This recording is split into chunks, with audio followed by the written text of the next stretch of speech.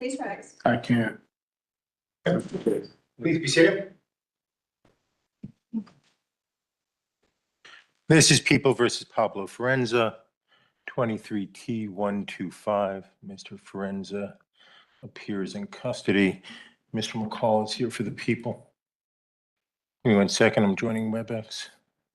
I'm trying to.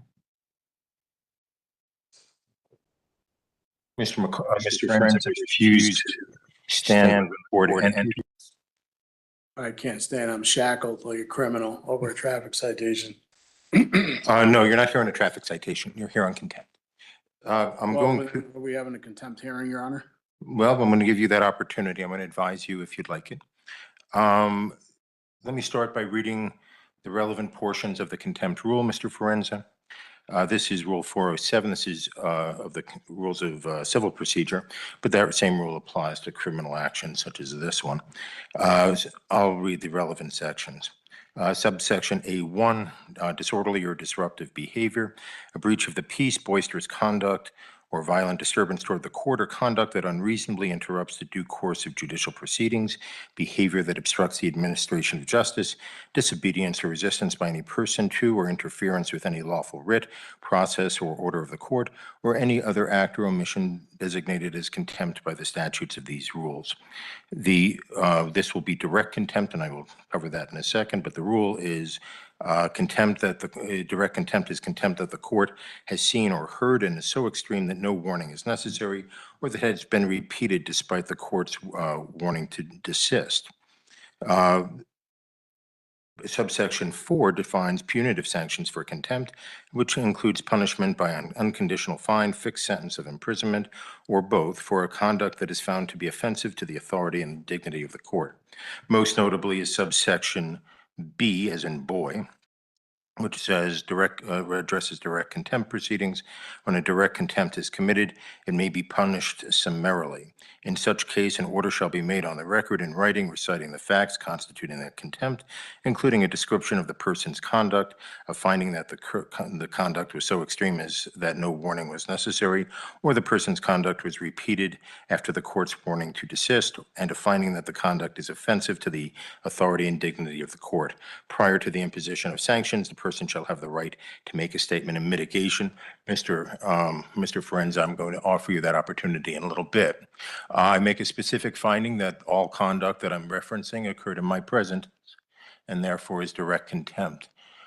Very specifically, let me make some reference. Mr. Forenza has been disrespectful to the court, to opposing counsel, and even to my clerks throughout the proceeding. He has filed spurious documents. He's made nonsensical arguments. He's been argumentative with the court, but I was willing to let all of that go so we could try the matter. On the day of trial, which I believe is November 24th, Mr. Forenza appeared on time, but stayed in the gallery along with who I believe is his wife.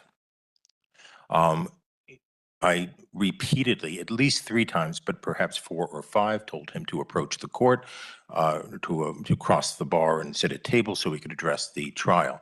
Mr. Forenza failed to do so in my direct presence.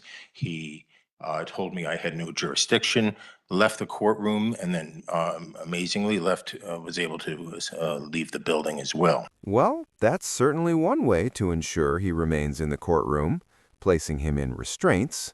It will be interesting to see whether he continues to argue that the court lacks jurisdiction now that he's seated there in custody. In any event, he has not returned since November 24th, other than a few pleadings that I'm guessing were filed that day or the day before. I've had no interaction with this case since November 24th. I make a finding that Mr. Forenza was under an order to perform, that is to come to the table. He refused to perform in accordance with that order, and even though he had the ability to perform, obviously he was mobile, he was able to make it into the courtroom and then, of course, make it out. He was repeatedly warned, and I note that. I gave him multiple opportunities to approach, and he disregarded all of them. I make a specific finding that I find Mr. Forenza's conduct to be offensive to the authority and dignity of the court. I make a specific finding that he engaged in misbehavior that rises to the level of obstruction of justice. The behavior happened in my presence. The conduct was intentional and willful, and these actions seriously affronted and disrupted the administration of justice. In that regard, I will note that I went and met with the 30 or so jurors who had appeared for the trial that Mr. Forenza simply blew off. I had to explain why that happened, and I had to waste all of their time. I also wasted the time of the witnesses. Mr. Forenza, I didn't waste anybody. Mr. Forenza also wasted the time not only of the jurors, but of the witnesses, counsel, the court, and everyone else. The court finds him in direct contempt. I made a similar record on the morning of trial, but Mr. Forenza had bolted from the courtroom, and therefore I find he was not advised at that time, so at least not in any significant way, and I hereby advise him. I am considering a jail term for the contempt unrelated to the underlying charges, Mr. Forenza. I'm going to offer you some opportunities of how you want to proceed. First, if you wish, you can make the statement of mitigation right now, if you wish to. If you do not wish to, if you wish to consult with counsel, I will give you time to hire your own counsel, but you will remain in custody during the interim. I would even be open to the appointment of counsel if you believe you are indigent. In fact, I would appoint counsel if you were indigent. How would you like to proceed? And if you'd like a few moments to think about that, I'm fine with that. Is that the only option is how I like to proceed, or can I make a statement? Right, so I'm offering you option one and options 2 and 2A. Option 2A and 2B. Option 1 is you can make your statement of mitigation right now, right? And without counsel, the only person in the room other than court staff and the deputy is Mr. McCall. We are live streaming. You can make that. If you'd prefer, you can contact an attorney, and I will set this over for a time where you can make the argument through an attorney. Or appoint, that's 2A. And then 2B, if you believe you're indigent, I will appoint counsel. Could you explain indigent, please? You don't have any money. I'm sorry. You meet the guidelines, you're in custody, and so I can appoint alternate defense counsel to represent you in the contempt proceeding if you are indigent. The actual language is in a Supreme Court guidance which says, Colorado, I'll just read it to you. Colorado Rules of Civil Procedure 107 and 407 provide for the appointment of counsel to an indigent person cited for contempt where a jail sentence is contemplated. I am contemplating a jail sentence, Mr. Forenza. If the court appoints private counsel to prosecute a contempt action, which is not applicable here, or to represent an indigent party for contempt charges, that is relevant here, the judicial department will pay for counsel, as there is no statutory authority for the public defender or alternate defense counsel to represent clients for the sole purpose of contempt. But to qualify, you would have to be indigent, which means you would fit below the guidelines for public defender representation. If you wish, I can print those guidelines out for you.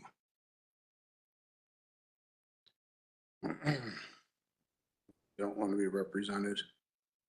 I'm sorry, I couldn't hear. I don't want to be represented. Okay, and you understand that, and I will allow you to make the statement of mitigation right now, but you understand you do have a right to counsel. The only way to look at it is I never got a fair trial walking into this. He failed to prove jurisdiction, sworn affidavit. The courts failed, personal, subject, territorial. I moved it to federal. I even had documents which I sent. It was ignored. Everything gets ignored. I'm just, you know what? I guess I'll just let you beat me up, throw me in jail, get it over with, because you can't keep me the rest of my life. And then, I'll deal with the consequences and things later. I mean, that's where I'm at. Okay. It's not right over a traffic citation, where all I did is I came here in good faith to resolve the matter. And it was just, I could get nothing. There's no nature and cause of there. There's no sworn affidavit for me to even move forward on. And this court can't move forward on. That's all I asked for. And it was like, retaliatory. I just got beat up. That's all this is. It's a traffic citation. It's not a crime. Nobody was injured. If that's, if that's what you call justice and fair, I'm not here to sit here and pick at anybody, go after, and that's not what it's about. When I posted bond for whatever it was, I came here and I didn't run. I came here to settle the matter. And that's all I wanted to do. And I just wanted a fair trial. That's it. But you get in my shoes, and how does it feel when you're just getting beat up and the judge you feel is being biased in the case? I mean, what do we do? You begin by remaining in the courtroom on the date of your trial.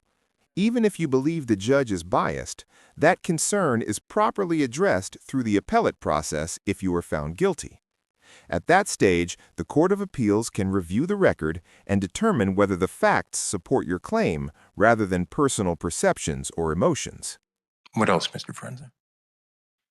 Nothing else. Mr. McCall, I should have asked you this before I moved to, is there anything that people want to say on this? Your Honor, the people spent a good amount of time preparing for this trial. We actually brought the officer from across the state, met with him on the weekend beforehand to prepare for the trial. Officer Carnes was kindly enough, like I said, to drive on his own accord and his own expense to be here. He said he would come back for a retrial. He would request to be flown back, just given the type of the weather that it would be probably when it would be done. The people are still open to a plea agreement in this case for the traffic citations. We understand Mr. Forenza's stance as a sovereign citizen of what law he feels applies, but Your Honor, we believe that, the traffic laws of Colorado apply in this case. We are more than willing to negotiate a plea agreement to this day. But at this point, Your Honor, that's where the people are, Your Honor. We didn't anticipate any jail in this case. We didn't anticipate anything but to paying the penalties for speeding 25 to 39 over on the Riverside Parkway back in 2023. And the failure license. Your Honor, the speeding ticket, I would even reduce it to 20 to 24 over to keep it in it as a traffic infraction. On the contempt. On the contempt. Oh, on the contempt, Your Honor. Your Honor, it's been an interesting case for me. I've never had a case that have gone this long with kind of like the lack of being able to move forward. I've never been personally federally attempted to be sued in any case based upon a fee schedule. It finds it interesting that Mr. Forenza believes that contract law applies in this case, but only one way, his contract law. The issue here, Your Honor, on contempt, the people expended a lot of time on this case for a very minor case. I do not like putting someone in jail in this situation. I just don't know if Mr. Forenza will ever show up to a trial again in this case, for this case, or any case. He's done, a day or so in jail.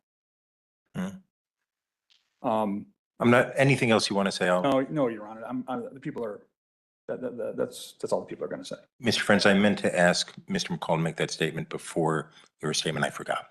If you'd like to make a statement to address anything he said, I'm happy to hear more. Yes, I mean, I just objecting. I did, like I said, I came in good faith to settle the matter.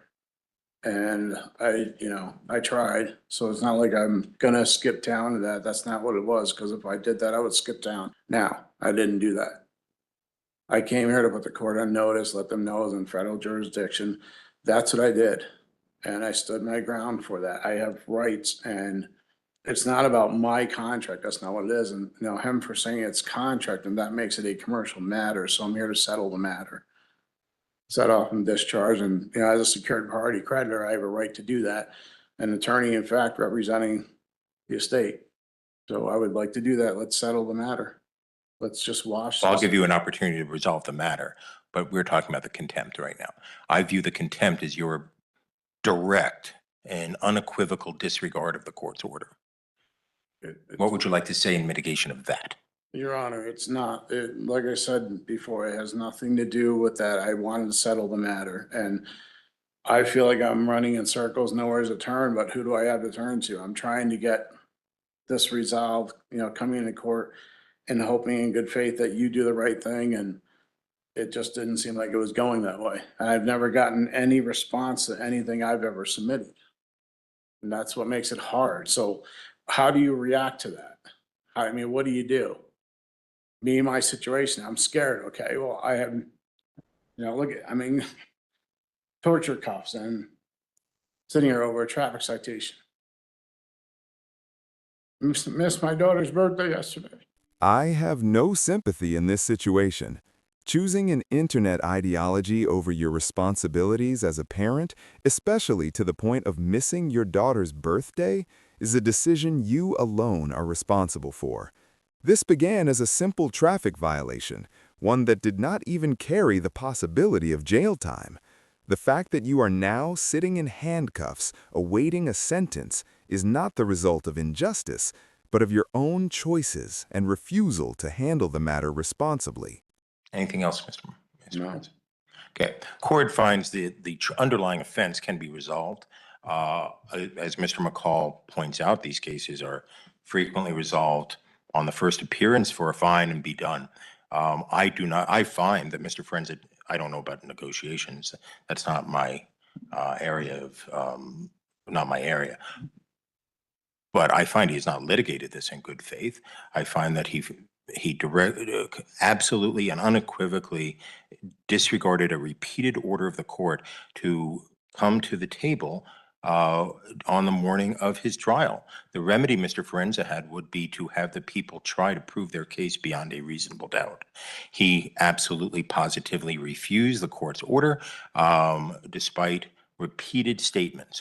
It follows up a long history of disrespect from Mr. Forenza towards the court, and more specifically, the entire judicial system. I find there to be no good faith by Mr. Forenza. I am not addressing the underlying case. I do note that there's a new speedy trial date in that case. That new speedy trial date is July 8th, 2026. I thought about rescheduling the trial today, but I'm not going to do that. I'll do that at Mr. Forenza's next appearance. As to the contempt itself, and this is only as to the contempt, I note the difficulty. My plan was coming in to give 30 days jail, given Mr. Forenza's statement of indicating of the difficulty this has caused him. I'll reduce that a little bit, but not much. This case, I hereby sentence Mr. For direct contempt. I sentence Mr. Forenza to 25 days in jail. Furthermore, I set this matter for hearing on my next in custody docket I'll put him, though it's going to be a busy day, it doesn't make a lot of difference. Today's the 8th. Yeah, I want to set him in the next round. I'll set him on the Friday, January 23rd, 1 o'clock in the afternoon. Your Honor, We'll I set have trial at that time. obligations and things I have to take care of. Can I post bail? I will be here. So noted. I've sentenced you on the contempt, Mr. Forenza. The next issue will be when I see you next time on the 23rd, right, is whether I should release you in custody on bond after the contempt sentence is over. There is a presumption that that you get a personal recognizance bond on a case like this for the underlying case, but that is overcome. And let me read you the language, because this is what you will have to address. I would recommend that you consider counsel. I have recommended that before. You have disregarded me, and that is in so many other things. The specific provision that is of concern to me, again, there's a presumptive personal recognizance bond. The arrested person has no ties to the jurisdiction of the court, reasonably sufficient to assure his or her appearance, and there's a substantial likelihood that he or she will fail to appear for trial if released upon his own personal recognizance. I will address the bond issue if you wish. The people are on notice that I am open to bond, but Mr. Forenza will not be released until the 25 days I is feel like served. this is just retaliation more, and this is what I was afraid of at trial, Your Honor. It's contempt, Mr. What I was afraid of, but I wasn't in contempt. I showed in good faith. Okay. I didn't disrespect. I spoke the bare minimum just about jurisdiction.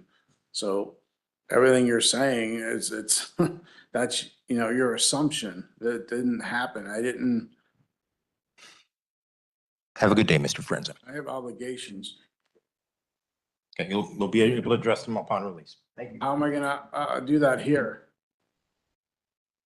I have obligations on the outside that I have to do. You'll be able to address those after your sentence is completed, Mr. Frenza.